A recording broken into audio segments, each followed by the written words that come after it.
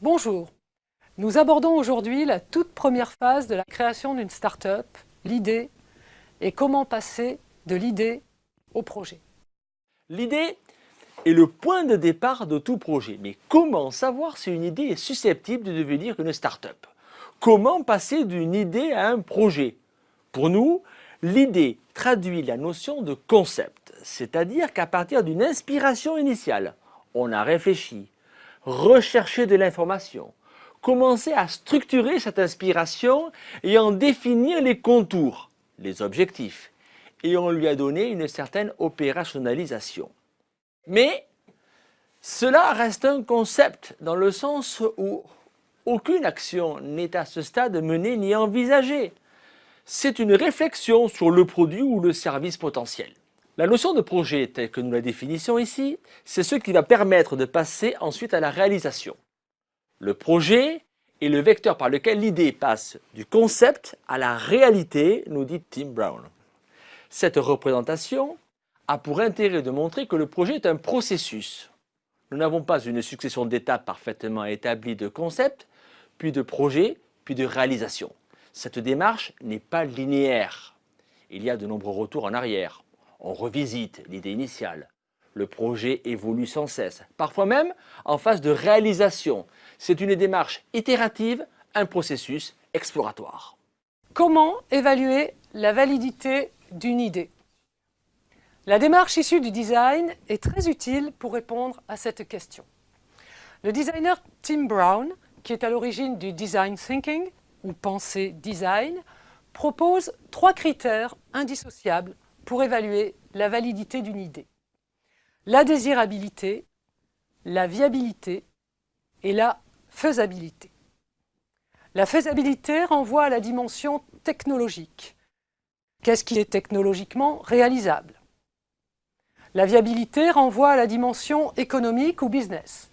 Qu'est-ce qui s'intègre dans un modèle économiquement durable? La désirabilité renvoie à la dimension humaine. Qu'est-ce qui correspond aux attentes des consommateurs? L'innovation est précisément au croisement de ces 3 dimensions. Selon les projets, une dimension peut être déterminante et les autres plus secondaires. Par exemple, un projet peut être principalement dépendant de la technologie. Mais il doit satisfaire l'utilisateur et pouvoir dégager des revenus.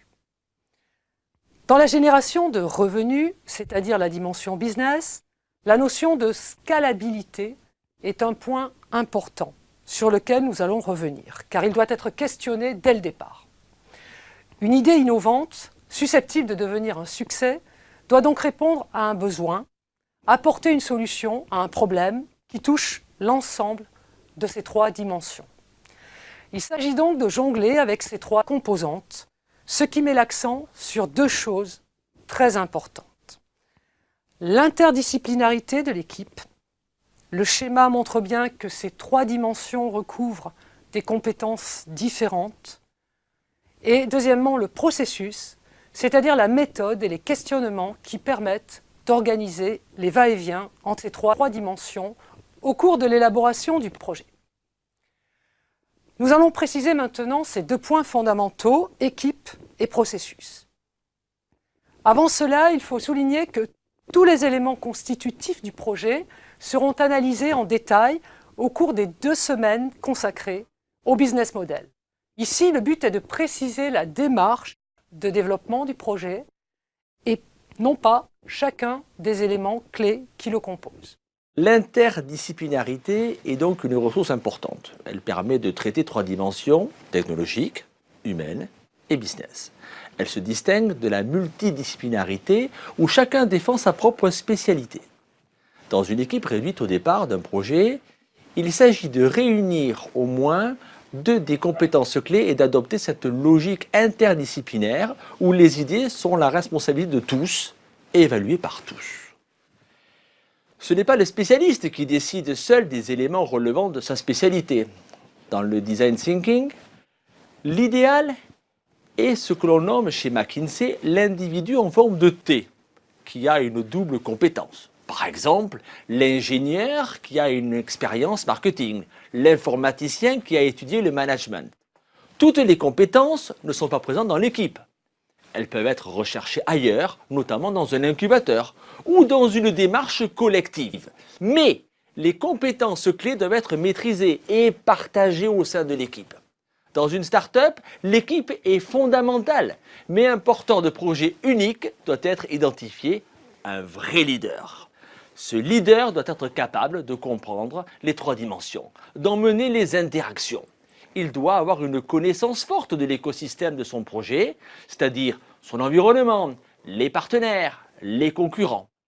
L'équipe doit aussi présenter des capacités cognitives, tout particulièrement penser large.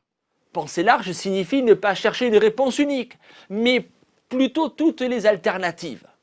Cela signifie aussi qu'il faut accepter la divergence. L'objectif de la pensée divergente est de multiplier les possibilités. On aura par exemple plusieurs moyens technologiques possibles, plusieurs approches du consommateur. Il est important, surtout au démarrage du projet, de ne pas partir avec une idée préconçue car elle ferme des possibilités. De plus, il est très difficile de s'en débarrasser. Cette idée préconçue a tendance à servir de point d'ancrage pour tout le raisonnement ultérieur. Cette démarche de pensée divergente s'accompagne de phases d'analyse, de synthèse qui visent au contraire la convergence. Par la divergence, on crée des choix. Par la convergence, on effectue des choix. C'est un des éléments essentiels du design thinking. C'est un mouvement continu. Deuxième point, le processus. Au-delà de l'équipe interdisciplinaire et d'un porteur de projet, si possible à double compétence et en capacité d'apprendre et d'animer des phases de divergence et de convergence, le processus du concept à la réalité peut être résumé en 2 idées clés. Expérimenter et penser à la croissance. La première idée clé du processus d'élaboration du projet est d'expérimenter. L'expérimentation va permettre de résoudre 2 grandes questions. L'adéquation problème-solution et l'adéquation produit-marché. Cette démarche s'inspire ici du Lean Startup développé par un serial entrepreneur, Eric Rice. Sans présenter en détail la méthode Lean, dont la procédure très codifiée n'est pas nécessairement adaptée à toutes les innovations, l'idée qui reste la plus essentielle est que l'expérimentation permet de vérifier la validité du concept. N'oublions pas que l'on est au stade du concept, qui a priori répond à un besoin et qui croise les 3 dimensions humaines, technologiques et business vues préalablement. Mais, première question, mon concept répond-il bien, réellement, aux besoins ? J'ai identifié un problème, un besoin, et je cherche à lui trouver une solution par mon produit ou mon service. La solution est-elle réellement adaptée au problème posé ? Est-elle techniquement faisable ? Et deuxième question, mon produit ou service intéressera-t-il des utilisateurs ? Le fait d'expérimenter consiste à réaliser le produit dans une version simplifiée qui permet concrètement de tester ces 2 points. Dans la méthode Lean, cela s'appelle le produit minimum viable ou MVP. On va donc concevoir et réaliser ce MVP, produit minimum viable, et le modifier en fonction des retours des utilisateurs. Par exemple, une fonction qui semblait essentielle n'apparaît plus très utile. Et en revanche, une autre fonction non fournie s'avère recherchée par le client. Le processus est itératif et le produit est co-créé avec les utilisateurs. L'existence d'imprimantes 3D et le développement des Fab Labs sont au cœur de ce processus.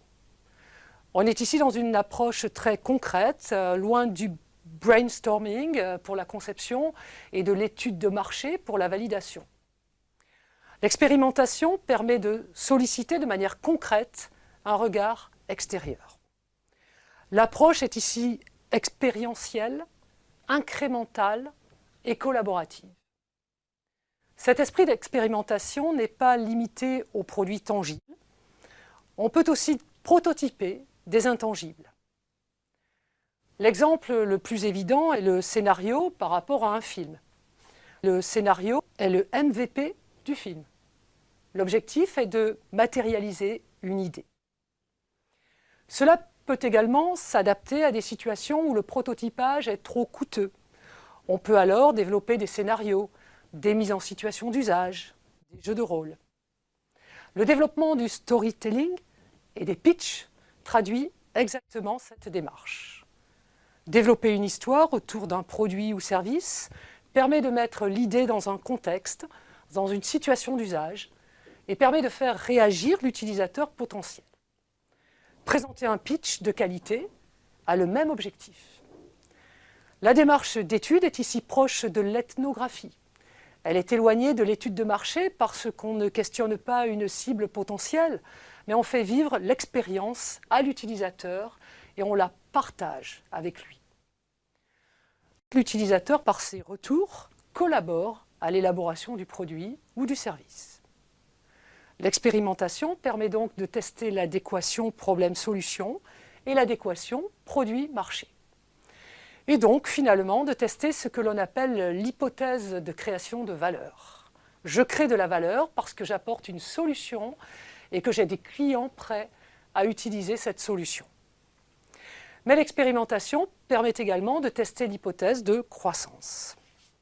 La deuxième idée du processus d'élaboration du projet est de penser à la croissance. À ce stade du projet, on a validé l'hypothèse de création de valeur. Mais cela ne suffit pas pour créer une start-up durable.